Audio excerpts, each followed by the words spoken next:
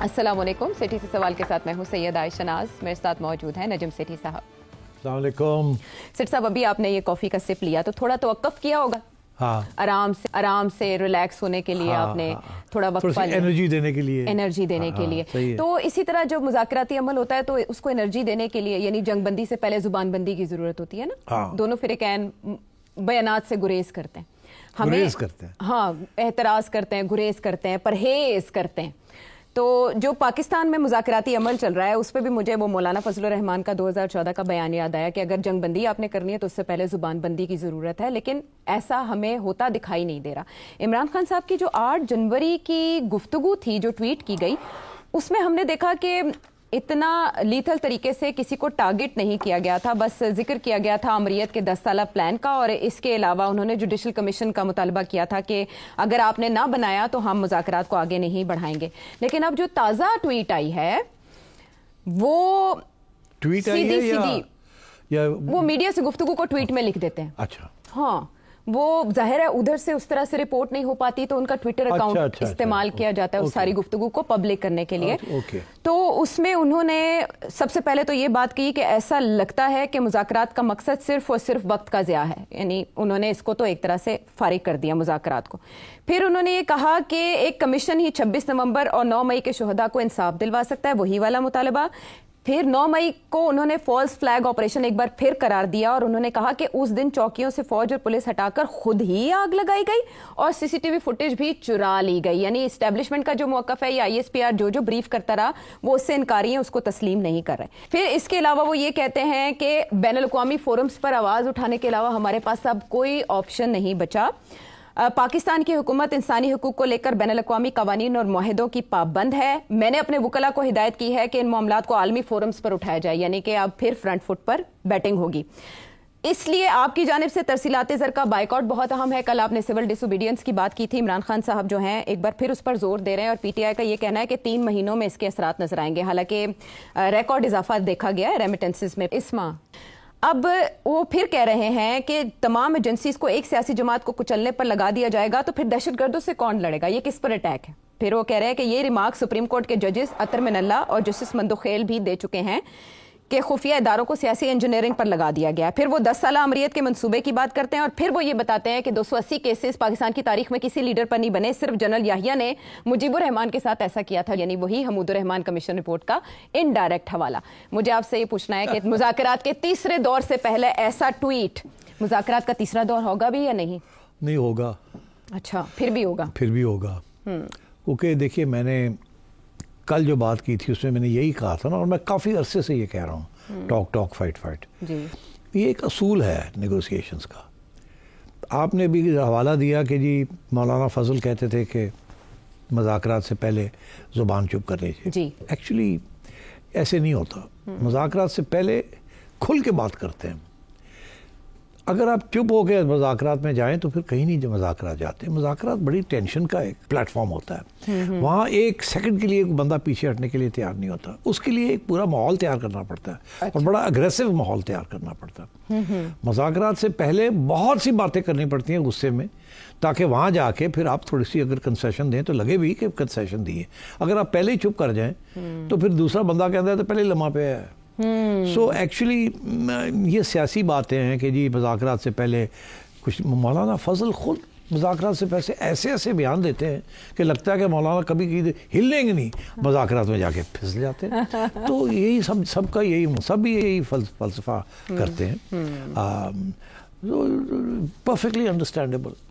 دھمکی تو دینا ان کا کام ہے. اگر دھمکی نہیں دیں گے تو لیٹ جائیں گے تو پھر تو کوئی بات سنے گا ہی نہیں. تو آپ کہہ رہے ہیں کہ یہ بڑا سخت بیان آیا, میں نہیں سمجھتا کوئی خاص سخت ہے یہ. اچھا, آپ کو نہیں لگ رہا؟ نہیں, مجھے نہیں لگ رہا. مجھے تو پہلے بھی اس سے زیادہ سخت بیان آئے ہیں. تو اتنا تو کرنا پڑے گا نا کانسٹنٹلی. دیکھیے اگر آپ اٹیک نہیں کریں گے تو پھر وہ آپ کی بات کیوں سنیں گے؟ وہ تو جب تک آپ پریشر میں نہیں لائیں گے کسی کو, آپ کی بات کوئی نہیں سنے گا. سیاست کے اندر کوئی پیار محبت نہیں ہوتا, انٹرسٹ ہوتے ہیں. اور انٹرسٹ بارگین کرنے کے لیے لڑائی جھگڑا کرنا پڑتا ہے. لیکن اس میں موو فارورڈ کرنے کے لیے تو ظاہر ہے جو حکومت یہ کہہ رہی ہے کہ آپ جیسے رانا ثناء اللہ کہہ رہے ہیں کہ 4 دن آپ چپ کر جائیں, ٹویٹر پہ بیان بازی نہ کریں, بعد میں کسر آپ پوری کر لینا. عرفان صدیقی صاحب بھی یہی کہہ رہے ہیں کہ ٹویٹر کو کچھ دن کے لیے چپ کروائیں. شیر افضل مروت صاحب کہہ رہے ہیں کہ ملاقات نہ کروانے کی وجہ میں بھی ٹویٹس ہو سکتے ہیں عمران خان صاحب. نہیں دیکھیے نا, خان صاحب کی جگہ پہ آپ ہوں تو آپ چپ کر جائیں تو ایسے لگے گا, اور پھر بھی وہ آگے سے کچھ نہ ہو, پتہ لگے جی وہ چپ کیے ہوئے اور وہ آگے سے ایک ہفتہ پھر وہ یہ ہو گیا وہ ہو گیا, تو چپ نہیں کر سکتے. یہ ہے نا کہ جی چپ کر جائیں اور پھر آپ بیان میں یہ دس از خان صاحب از رائٹ. تو پھر ملاقات بھی نہیں ہوگی. اب یہ دیکھیں نا, ملاقات کیوں نہیں ہوتی, کیوں نہیں کراتے ملاقات؟ کرانی چاہیے نا. یہی تو کہہ رہے ہیں کہ ملاقات تب ہوگی جب یہ چپ کریں گے. نہیں, چپ نہیں کر سکتے. آپ بھی چپ نہیں ہیں, وہ بھی چپ نہیں ہیں. آپ بھی لوگوں کو دھر رہے ہیں, ان کے لوگوں کو آپ گرفتار کر رہے ہیں, کیسز ان پہ چل رہے ہیں, تو آپ چپ کیسے ہیں؟ یا تو ہونا کہ آپ بھی کوئی آپ کی اپنی طرف سے کوئی نرمی دکھائیں نا, کوئی پہلا قدم اٹھائیں. آپ تو کوئی پہلا قدم نہیں اٹھا رہے.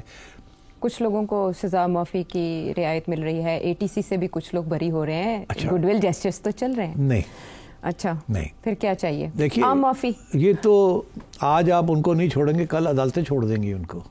ہاں, تو یہ آپ نے کوئی بہت بڑا فیور نہیں کیا عمران کو کہ جی آپ کے کچھ لوگ جو ہم نے چھوڑ دیے. اچھا, آپ آگے دیکھیے گا, عدالتیں جو ہیں یہ ٹف لائن لیں گی, یہ انٹرنیشنل کمیونٹی کی طرف سے پریشر آئے گا.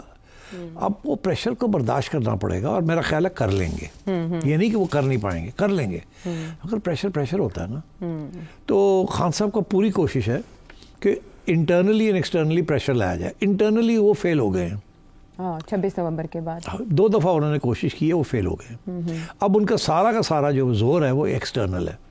ایک طرف وہ یہ جو سارا بیانیہ ہے, یہ ایکچولی بتایا جا رہا ہے اپنے لوگوں کو کہ یہ بیانیہ لے کے آپ انٹرنیشنل کمیونٹی کے پاس پہنچیں, آپ ہیومن رائٹس آرگنائزیشن کے پاس جائیں, آپ انٹرنیشنل کورٹ آف جسٹس جائیں, ادھر جائیں ادھر جائیں, پارلیمنٹری کمیٹیز جو ہیں ڈیموکریسی کی, ان کو آپ اپروچ کریں, اور یہ ہے مسودہ, اس کی بیسس کے اوپر آپ اپنا کیس بلڈ کریں. اسی لیے اب PTI جو باہر بیٹھی ہے وہ زیادہ ایکٹیو ہے, اور جو PTI یہاں ہے وہ بیچاری تو خاص ایکٹیو نہیں ہے. اب if I have to be generous I can say this کہ PTI پاکستان کی جو PTI ہے وہ بالکل اسپینٹ فورس ہے اس وقت, اس کی جان نہیں ہے, اور اسپلٹ فورس بھی ہے, اور اسپلٹ اندر کتنی تفریق سارا وقت ایک دوسرے کے گلے پڑے ہیں. تو مطلب یہ ہے کہ, اور وہ جو اگر کوئی تھوڑی بہت افیکٹونیس ہے تو وہ PTI انٹرنیشنل کی ہے, اور وہاں سے پریشر بن رہا ہے, اور آئے گا, اور آیا بھی ہے, اور بھی آئے گا.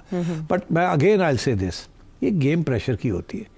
ایک بات واضح ہے کہ خان صاحب کو جس قسم کی ریلیف وہ چاہتے ہیں وہ پریشر کے ذریعے نہیں ملے گی, مگر اوپننگ جو ہے اس کے لیے کریٹ کرنی پڑے گی خان صاحب کو خود.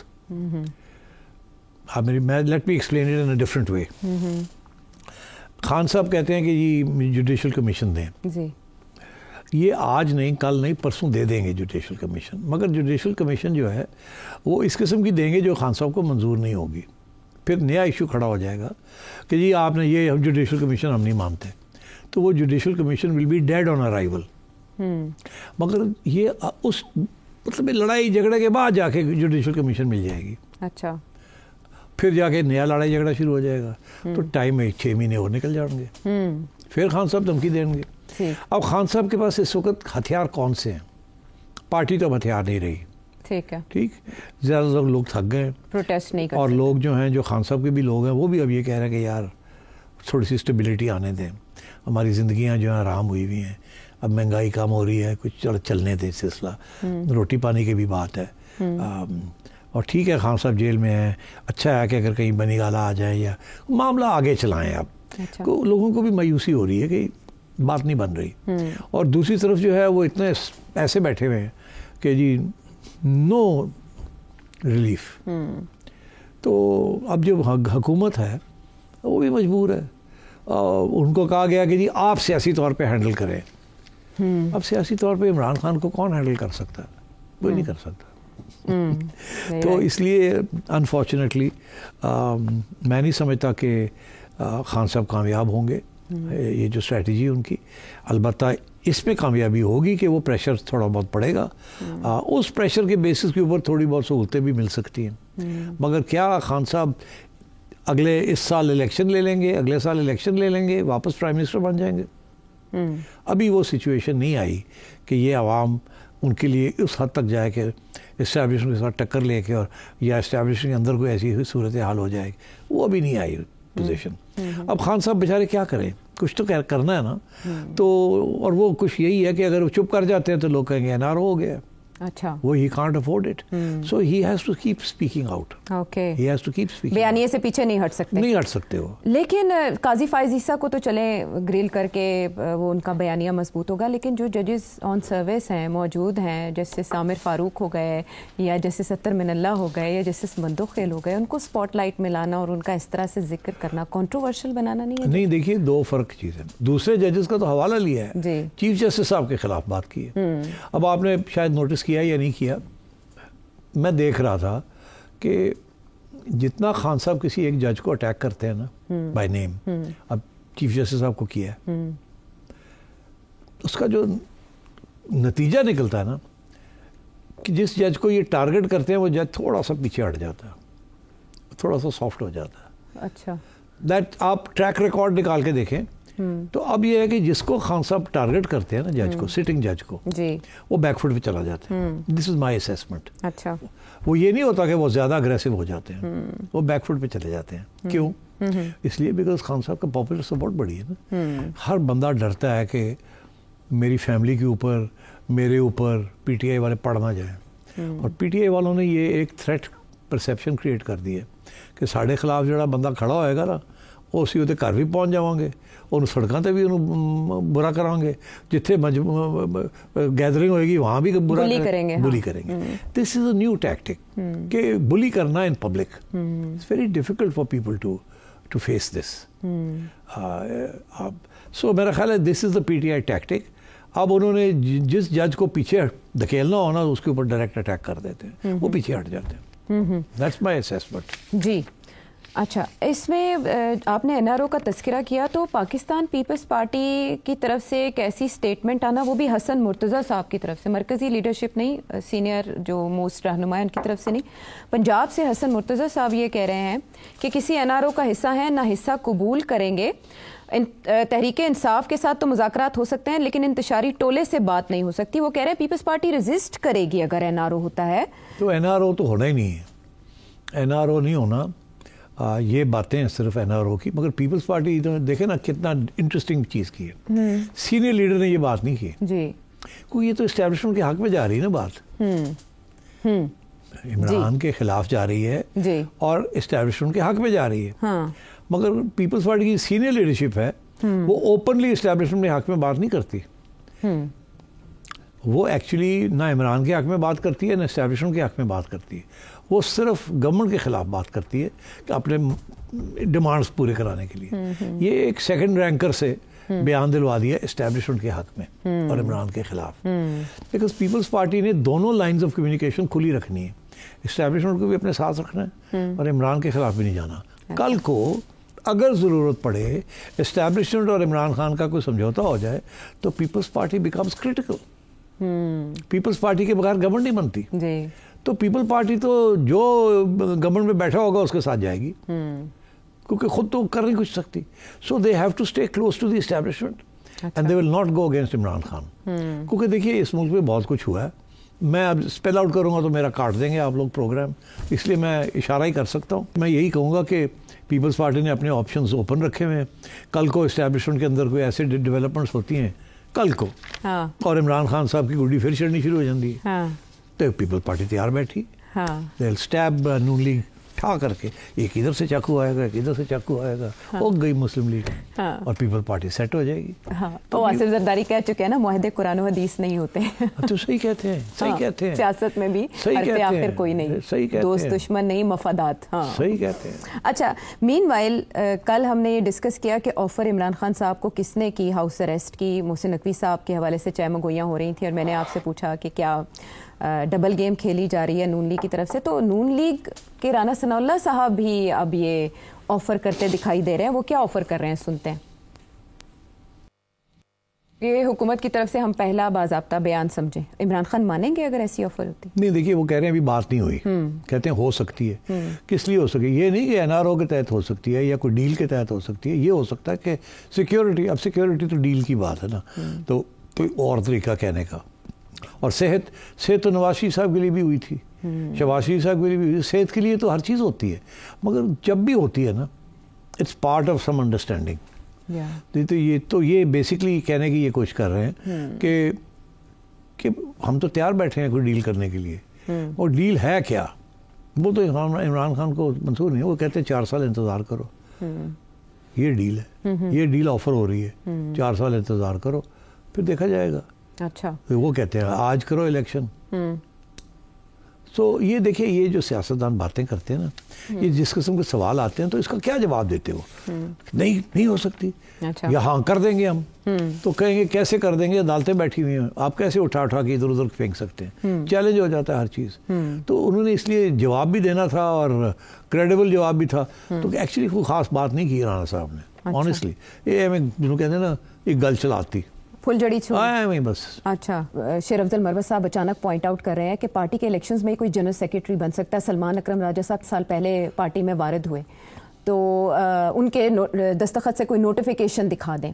یہ اعتراض بجا نہیں ہے کہ پارٹی الیکشن میں ٹیکنیکلی تو بجا ہے, مگر کیا PTI is not a party. PTI is a movement. Imran Khan جو چاہے کہہ دے, اسی لیے تو الیکشن نہیں کراتے تھے, اسی لیے وہ سارا الیکشن کمیشن کا پھڈا پڑا کہ آپ نے الیکشن ہی نہیں کرایا اور سارے عہدیدار بنا دیے. اب خان صاحب جیل میں بیٹھ کے فلانے کو یہ بنا دیتے ہیں, فلانے کو وہ بنا دیتے ہیں. نوٹیفیکیشن بھی نہیں ہے, کسی قانون کے تحت نہیں ہے, بٹ دیر آر رولس. اب راجہ صاحب کو تو ابھی 2 سال بھی نہیں ہوئے PTI جوائن کیے ہوئے, تو مطلب ہے کہ ان کو سیکرٹری جنرل بنا دیا. تو آئی think he is a useful مین. مگر بات یہ ہے کہ ان کی بات سننے کے لیے کتنے لوگ تیار ہیں, کتنے لوگ تیار ہیں. گنڈا پور صاحب جو ہے وہ سمجھتے ہیں میں ہوں, بشا بی بھی سمجھتی ہیں وہ ہیں, آپس میں میرا خیال ہے اٹھک بیٹھک بھی نہیں ہے, اینڈ سو آن. تو خان صاحب لائکس اٹ لائک دس. اور ابھی انہوں نے ڈیفینڈ بھی کیا ہے راجہ صاحب کو کہ ہاں ٹھیک ہے میں نے لگایا ان کو, اینڈ سو آن. مگر مروت صاحب جو اگر کانسٹیٹیوشنل پوزیشن لیں گے تو سیکرٹری جنرل بھی تو ایک الیکٹڈ آفیشیل ہوتا ہے. تو کون سی الیکشن میں راجہ صاحب الیکٹ ہوئے؟ نہیں.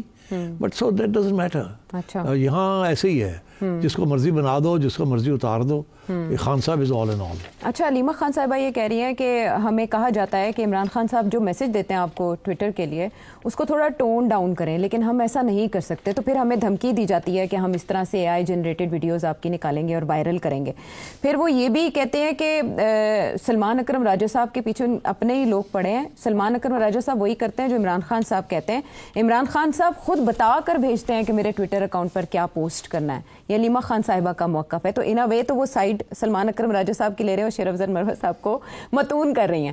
تو ایک علیمہ خان ان اے وے ریپرزینٹ کری عمران خان صاحب کے موقف کو, کیونکہ لانگ مارچ کی کال بھی انہوں نے عمران خان صاحب کے کہنے پر دی تھی.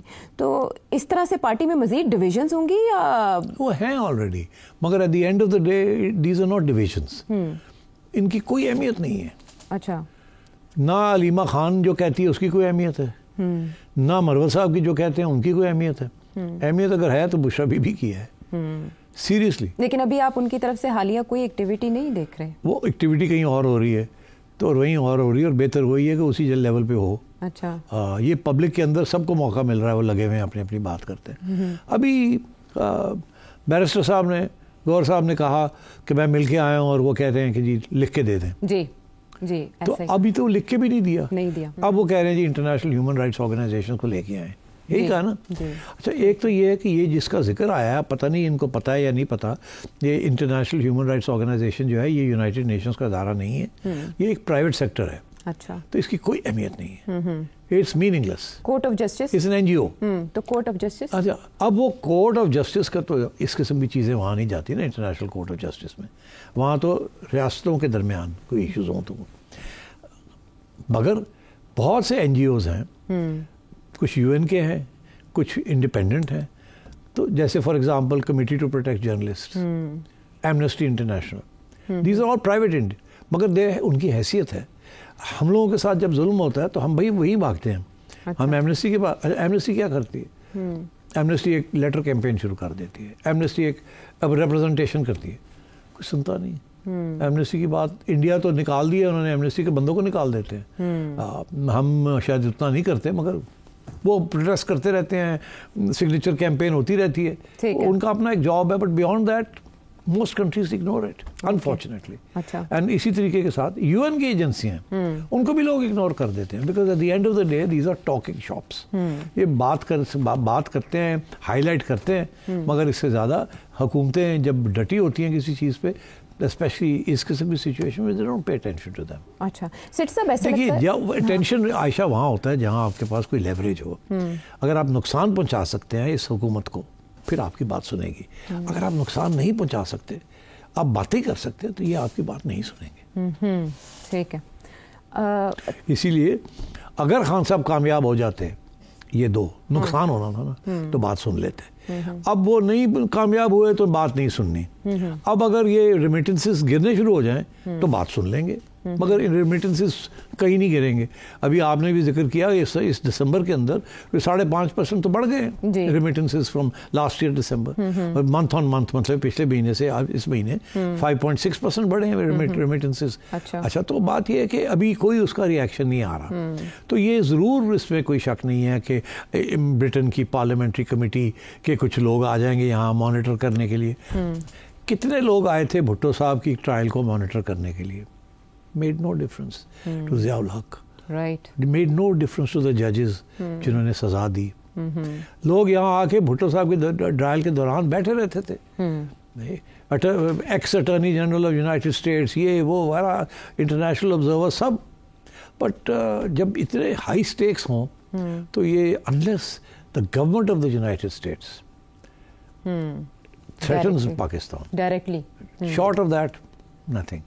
میں نے پہلے بھی ایک پروگرام میں کہا تھا کہ ان کی طرف سے میکسیمم یہ ہوگا کہ اسٹیٹ ڈپارٹمنٹ سے بیان آئے گا کہ جی ہم پاکستان کے انٹرنل افیئرز میں انٹرفیئر نہیں کرنا چاہتے, مگر یہ ہے کہ ہیومن رائٹس کے لیے لا, کورٹ آف لا, یہ وہ عمران کو پوری رائٹس ہونی چاہیے, یہ ہونا چاہیے. وہ آئیں گے, ابھی بھی ایک آیا تھا. جی بالکل انہوں نے یہ کہا, اور وہ اسی لیے آیا تھا کیونکہ وہ صاحب جو ہیں وہ تھوڑا چھکے چوکے مارنے شروع کر دیے.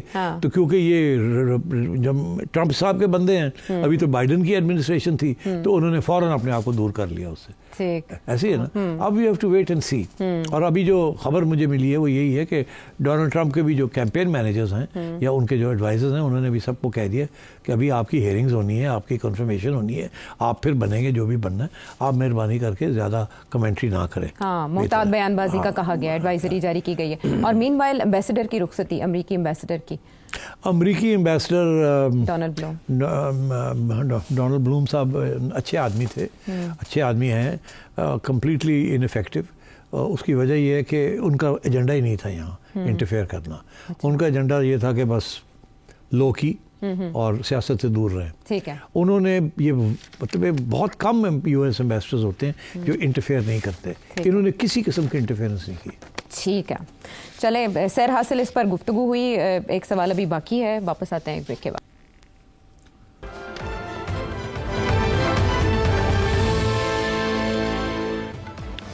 ویلکم بیک ٹو دا شو. سیٹھی صاحب, مذاکرات کا تیسرا دور جانے کب ہوگا اور اس میں ریٹرن میں کیا دیا جائے گا, لیکن آپ نے جیسے کہا کہ بشرا بی بی کے کہیں اور مذاکرات ہو رہے ہیں یا بات چیت چل رہی ہے, اس کو وہیں ہونا چاہیے. 13 جنوری کو القادر ٹرسٹ کیس کا فیصلہ آنے جا رہا ہے, اور اس میں یہ بھی اسپیکولیٹ کیا جا رہا ہے کہ ظاہر ہے بشرا بی بی بھی اس میں ہے انوالوڈ, تو ان کو سزا بھی ہو سکتی ہے. کیا سزا کے علاوہ کوئی سرپرائز بھی مل سکتا ہے بریت کی صورت میں؟ دیکھیے, بشرا بی بی اور عمران خان پتہ نہیں کیسے یہ کیس ہینڈل کیا گیا ہے. بات یہ ہے کہ جسٹس ثاقب نثار صاحب کی ایک ججمنٹ ہے کہ جو بھی فیصلہ حکومت کرتی ہے وہ کیبنٹ کا فیصلہ ہوتا ہے, پرائم منسٹر کا نہیں ہوتا. It is government by cabinet, not government by prime minister. اب وہ فیصلہ برقرار ہے. اگر آپ اس فیصلے کے اندر آپ عمران خان کو سزا دیتے ہیں اور باقی کیبنٹ کو نہیں دیتے, اور اس کیبنٹ کے کچھ لوگ اس کیبنٹ میں بھی ہیں یا اس کے بعد میں بھی رہے ہیں, تو مطلب سمجھ نہیں آتی یہ کیسے کریں گے. اچھا, تو میرا خیال ہے اس کے اندر بڑے پرابلمس ہیں.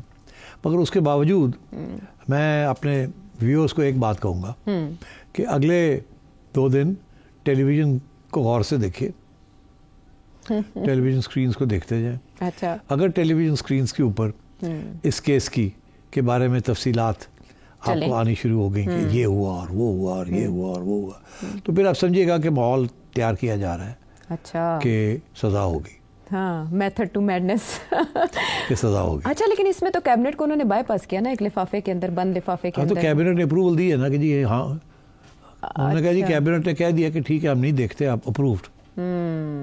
اب کیبنٹ کو کیسے آپ یہ صرف خان صاحب کے اوپر کیسے کریں گے آپ؟ تو یہ کر تو دیں گے, ہو تو جائے گا, مگر آئی تھنک جب اوپر جائے گا تو بڑے مسئلے ہوں گے. ٹھیک ہے, ہاں ٹھیک ہے. اس کے لیے مصطفیٰ امپیکس کیس ہے جس کا آپ حوالہ دے رہے ہیں ثاقب نثار صاحب کا. چلیں, آنے والے 2 دن بہت اہم, اور اس میں اسکرینز پر نظریں جما کر رکھیں. آپ کو ہنٹ مل جائے گا کہ 13 تاریخ کو فیصلہ کیا آنے جا رہا ہے, ملتوی ہوگا یا نہیں, اس بارے میں مجھے تو پتا ہے, میں اب کہہ نہیں سکتا. آپ کہیں گے آپ کو کیسے پتا ہے, آپ کو جج ہے کہ آپ کو پتا اندر کیا ہو رہا ہے. ہاں, تو پھر وہ کنٹیمپٹ ہو جائے گا. اس لیے بہتر یہ ہے کہ آپ اسکرینز پہ دیکھتے جائیں, آپ کو پتا چل جائے. بات کرنے کا یہ بھی ایک انوکھا طریقہ ہے, اور یہ ہے سٹل وے اپنی بات کہنے کا. تو سوال جو کیے ہیں سیٹھی صاحب کے ویورز نے, اب ہے ان کی باری, اور ہم کوشش کریں گے کہ زیادہ سے زیادہ سوال شامل کریں. ساجد سعودی عرب سے یہ کہتے ہیں کہ 9 مئی جو ہے وہ کرایا ایجنسیوں نے, تو اگر ایجنسی نے کرایا تو جو جنہوں 9 مئی کو ملوث افراد تھے, جب ان کو سزائیں دی تو انہوں نے چیخی کیوں؟ جب انہوں نے رہا کیا پھر انہوں نے ان کو ہار کیوں پہنائے؟ اگر وہ ایجنسی کو بندے ہیں تو انہوں نے پھر ہار کیوں پہناتے پھر رہے ہیں ان کو؟ اس کو ہم کس تناظر میں سر دیکھیں؟ صحیح کہہ رہے ہیں, اور میں کیا کہوں, اگر انہوں نے کیا ہے تو ان کو پھر ہار پہنائیں, اگر نہیں کیا تو ہار کیوں پہنائیں؟ تو ایک طرف یہ کہنا کہ جائے, دوسری طرف اپنے لوگوں کو ہار پہنانا. بات آپ صحیح کہہ رہے ہیں, میں کیسے آپ سے اگری نہ کروں. Yes you are right. اچھا, اگلا جو سوال ہے یہ بہت ڈائریکٹ ہے. یاسمین سلیم صاحبہ میری لینڈ سے. سیٹھی صاحب, اللہ کا واسطہ آپ کو, آپ اگر دوست ہیں عمران خان کے تو فوراً ختم کر دیں. ایسے سیلفش آدمی کے ساتھ آپ کی کیسے دوستی ہے؟ میں دوستی ختم کروں عمران خان سے؟ جی, انہوں نے کی ہوئی ہے میرے سے پہلے ہی ختم, تو میں کیسے بعد میں ختم کروں ان کے ساتھ؟ خان صاحب نے دوستی بند کر دی تھی. اب میری امید ہے کہ ایک وقت آئے گا پھر دوستی ہو جائے گی, مگر وہ وقت کہاں ہے اور کب ہے میں نہیں کہہ سکتا. خان صاحب ناراض ہو جاتے ہیں چھوٹی باتوں کے اوپر. اتنے بڑے لیڈر ہو کے چھوٹی باتوں پہ ناراض ہو جاتے ہیں. اور بائی دا وے, خان صاحب نے کس کی دھجیاں نہیں اڑائیں. خان صاحب تو کسی کو معاف ہی نہیں کرتے. جہانگیر ترین صاحب اور علیم خان صاحب کی مثال ہے سامنے, اور 35 بڑے بھی آپ کو یاد مثالیں ہوگا. ہیں جی, بڑے لوگوں کی مثالیں ہیں. اب ہے متحدہ عرب امارات سے احمد. انہوں نے کہا کہ ویسٹ میں رائٹ ونگ کی ریسرجنس ہو رہی ہے. اس کے پیچھے شاید وجہ یہ ہے کہ حکومتیں جو ہیں انہوں نے فنڈنگ بند کر دی ہے, وہ جو پہلے آزادی رائے کے لیے جو NGOs تھے. تو اس کی وجہ کیا یہ بھی نہیں ہے کہ جن ممالک میں اکانومی نیچے کی طرف جا رہی ہوتی ہیں تو ان میں عموماً یہ پاپولزم اور فیشسٹ رژیم جو ہیں وہ ابھرتی ہیں, جیسے World War II کے ٹائم پہ اٹلی میں ہوا, جرمنی میں ہوا, غالباً یوگینڈا میں بھی ایسی ہو چکا ہے. تو کیا یہ وجوہات نہیں ہے اس کی رائٹ ونگ ریسرجنس کی؟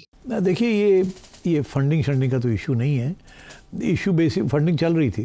ایشو یہ ہے کہ آپ نے کہا کہ کیا اکنامک گروتھ نہیں ہو رہی, عام لوگوں کو مشکلات کا سامنا ہے, اس لیے ایک بیکلیش آئی ہے اگینسٹ لبرٹیرین یا لبرل گورنمنٹس.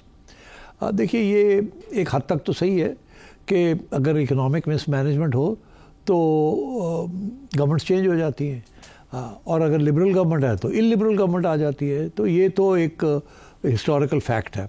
مگر یہ جو رائٹ ونگ سوئنگ ہو رہی ہے نا, اس کا اتنا اکنامکس کے ساتھ تعلق نہیں ہے. اس کا میرا خیال ہے اس کا تعلق ہے ود گلوبل موومنٹس. اب گلوبل موومنٹس کیا ہیں؟ امریکن امپیریلزم, برٹش امپیریلزم, انہوں نے جس قسم کی کالونیز کو تباہ کیا ہے, اور وہاں سے جو مائگریشنز ہوئی ہیں, اب وہ مائگریشنز جو ہیں وہ یورپ پہنچ گئی ہیں, امریکہ پہنچ رہی ہیں, اور وہ ان کو اسائلم دینا پڑ رہا ہے, ان کو اکوموڈیٹ کرنا پڑ رہا ہے. یہ لبرل ڈیموکریسیز تھیں, ان کے اسائلم کے انہوں نے بڑی لبرل قسم کی پالیسیز رکھی ہوئی تھی. تو لاکھوں کی تعداد میں لوگ یورپ پہنچ گئے ہیں اور ان کو اسائلم مل گیا ہے, اور وہاں کی جو اکانومیز ہیں ان کے اوپر بڑا بوجھ پڑ گیا ہے. یہ نہیں کہ چیپ لیبر مل گئی ہے ان کو, ان کی جو ساری ہیلتھ اور انشورنس اور جو ویلفیئر اکانومیز تھی ان کے اوپر بڑا بوجھ پڑ گیا. اسی لیے سب سے بڑا ایشو یو کے میں یہی بریکسٹ کا جو نکلنا تھا وہ یہی تھا کہ ایسٹرن یورپ کے لوگ آ گئے ہیں یو کے اندر, اور آ کے نیشنل ہیلتھ اسکیم جو ہے ان کی NHS, اس کے اوپر بوجھ پڑ گیا بیکاز وہ فری ہے. اور پھر ابھی میں آپ کو بتاؤں بڑی انٹرسٹنگ ایک ڈیولپمنٹ کہ کینیڈا کے اندر بہت سے پہلے ایک زمانے میں 5 سال پہلے یا 10 سال پہلے کینیڈا کی جو امیگریشن تھی بڑے ہائی لیول کے لوگ وہ رکھتے تھے, ہائیلی اسکلڈ اینڈ ہائی لوگ آتے تھے ساؤتھ ایسٹ ایشیا سے, جاپان سے, ساؤتھ کوریا سے, ادھر ادھر سے, ویتنام سے, اینڈ سائنٹسٹ سے, اس قسم کے لوگ.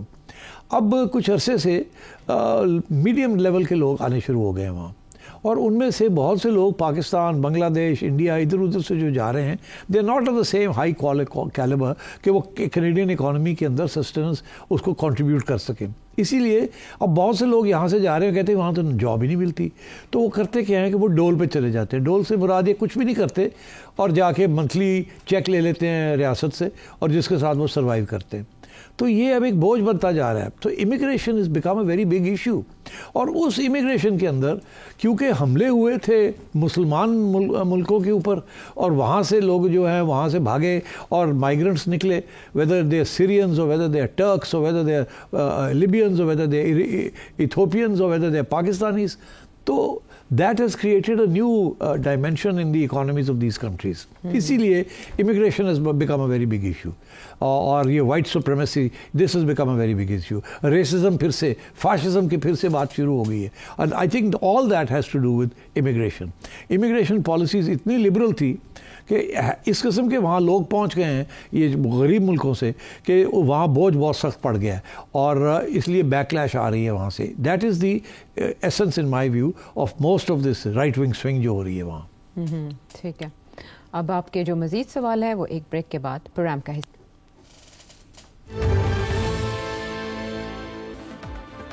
سٹی سے سوال میں خوش آمدید. اگلے سوال سے پہلے آپ کچھ ایڈ کرنا چاہتے ہیں؟ جی میں کہنا چاہ رہا تھا کہ پچھلے سوال میں کہ میں کہہ رہا تھا immigration is a big factor in this right wing, مگر اس کے علاوہ بھی there is another factor and that is جہادی Islam.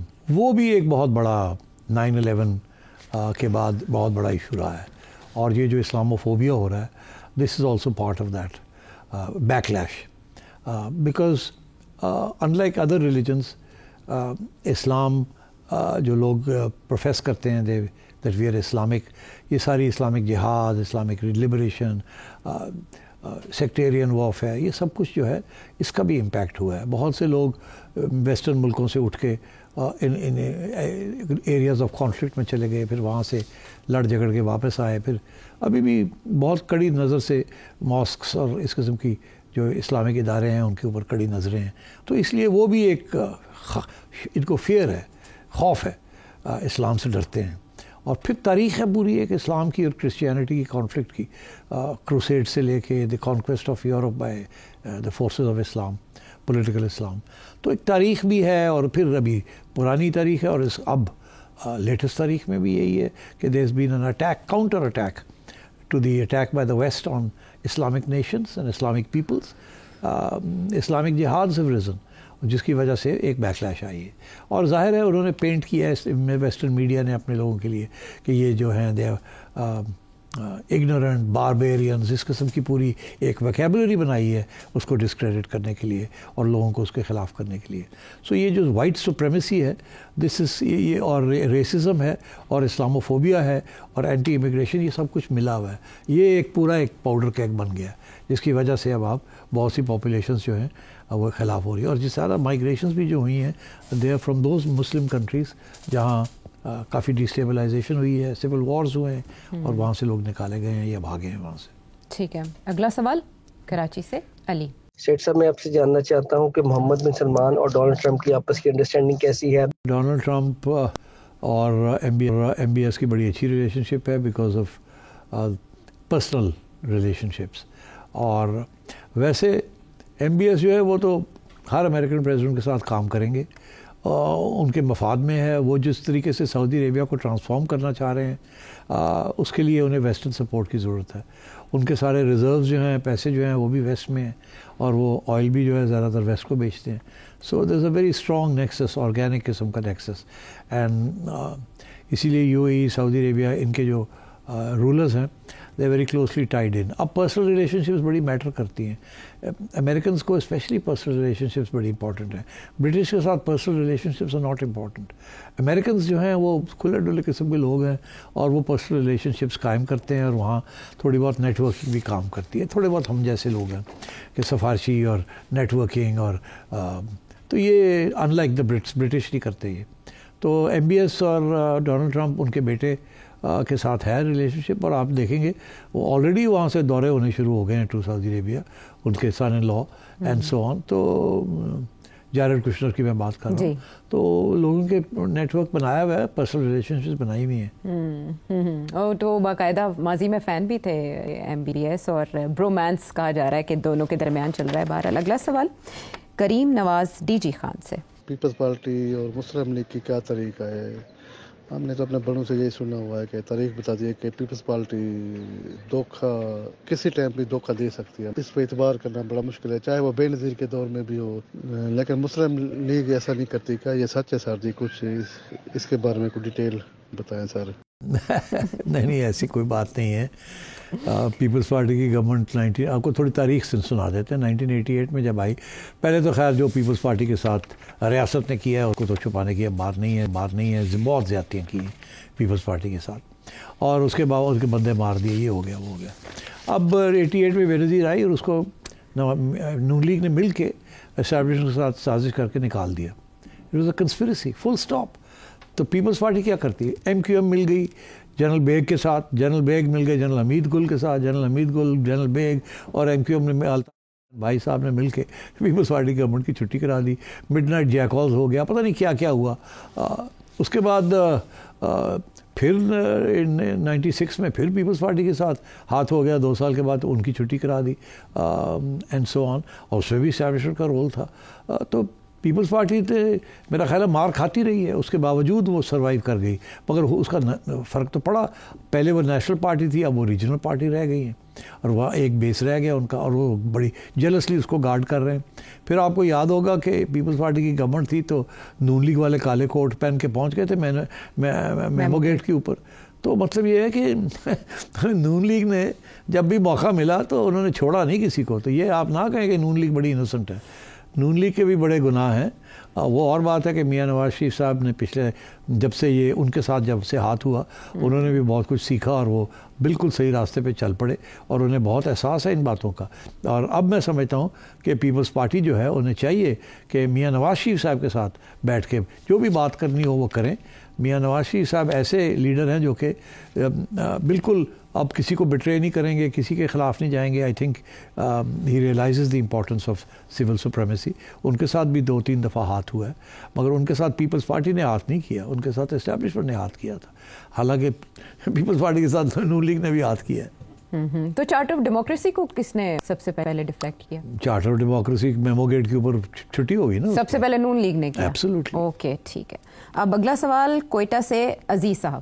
City صاحب کی اب تک کتنی کتابیں شائع ہوئی ہیں اور کون سی موضوعات پر شائع ہوئی ہیں؟ سٹی صاحب بایوگرافی لکھنے کے حوالے سے ہمیشہ یہ عذر پیش کرتے ہیں کہ جو باتیں میں لکھنا چاہتا ہوں وہ تمام باتیں میں نہیں لکھ سکتا. تو کیا یہ مناسب نہیں ہے کہ جتنی باتیں لکھی جا سکتی ہے اتنی ہی لکھی جائے؟ فرائیڈے ٹائمز میں سٹی صاحب اس کا ایڈیٹوریل نہیں لکھ رہے آج کل, تو کیا انہوں نے اس سلسلے کو مستقل خیر بات کہہ دیا ہے یا مستقبل میں ارادہ ہے؟ میں نے فرائیڈے ٹائمز میں لکھنا بند کر دیا تھا. عمران خان کی گورنمنٹ جب گری اس کے بعد میں نے بند کر دیا بالکل, اور میں نے اس لیے کیا, میں تھک گیا ہوں, میں نے قلم توڑ دیا. آپ کو پتہ ہے میں نے اپنے سارے اداریے جب اکٹھے کیے اور میں نے وہ شائع کیا ہے, اور اس کو میں ایڈٹ کر رہا تھا. 5 کتابیں بن گئیں. کسی وقت دیکھیے گا, پوری ایک تاریخ ہے 1988 onwards till the fall of Imran خانز government. Musharraf کا زمانہ, بے نظیر کی 2 حکومتیں, نواز شریف کی 2 حکومتیں, اور پھر عمران خان صاحب کی. تو مطلب ہے کہ لاکھوں کی تعداد میں نے لکھا ہے, اور اگر آپ پڑھیں گے تو وہ ایک پوری تاریخ ہے اس ملک کی, کیا ہوا, کس نے کون سی غلطی کی, کس نے کس کے ساتھ دھوکہ کیا, کس نے کیا کیا. مگر اب تھک گیا ہوں میں آنیسٹلی. مجھے لگتا ہے ایسے ہے کہ وہی باتیں پھر سے چل رہی ہیں, کوئی سیکھتا نہیں ہے. ہم بھی وہی باتیں کر کر کے تھک گئے ہیں. تو اب میں نے سوچا اب چھوڑیں اس بات کو. اگر کوئی باتیں کرنی ہیں تو انفارملی اس الیکٹرانک میڈیا میں آ کے بات کی جائے. اور پہلے میں نے انگریزی میں لکھتا تھا, پھر میں نے اردو میں بھی اس کا ترجمہ کر کے لوگوں نے کہا جی اردو میں بھی ہونا چاہیے, وہ بھی پھر ہم نے شائع کرنا شروع کر دیا. پھر وہ بھی تکلیف ہونی شروع ہو گئی. انگریزی میں اتنی تکلیف نہیں ہوتی تھی لوگوں کو, اردو میں بڑی تکلیف ہوتی تھی. پھر وہ اخباروں نے اردو میں بند کر دیا, نہیں جی نہیں یہ نہیں چھپ سکتا. اور میں نے کہا یار فائدہ کیا ہے اس چیز کا. تو اب بات یہ ہے جی کہ بہت کچھ ہو گیا ہے. اب آپ کہتے ہیں کہ جی اپنی کتاب, تو اب میں کتاب کیا لکھوں گا؟ کتاب میں لکھوں گا ساری باتیں تو کتاب شائع ہو جائے گی. کتاب کے بعد پھر کیا ہوگا؟ تو چلیں कुछ लिख के चले जाएंगे, शायद उसके बाद कुछ हो जाए। लिखना तो है ज़रूर, कुछ लिख भी रहा हूँ। अब क्या शाया होगा क्या नहीं होगा पता नहीं क्या होगा उसका, तो जब वक्त आएगा देखा जाएगा। लेकिन इरादा है आपका लिखने नहीं, का? मैं लिख रहा हूँ। अच्छा, मैं लिख रहा हूँ, देखा जाएगा आगे क्या होता है। कोयटा से आपने बड़ा अच्छा सवाल किया अजीज साहब, आपको जवाब मिल गया। कम अज़ कम इंतज़ार के सेठी साहब की बायोग्राफी सामने आए और वो भी इंकशाफात जो अभी तक पब्लिक नहीं हो सके वो सब पढ़े। मुस्तकबिल में तो कम अज़ कम हवाला दिया जाएगा कि माजी में ऐसा लिखा गया। अगले प्रोग्राम तक के लिए हमें इजाज़त दें।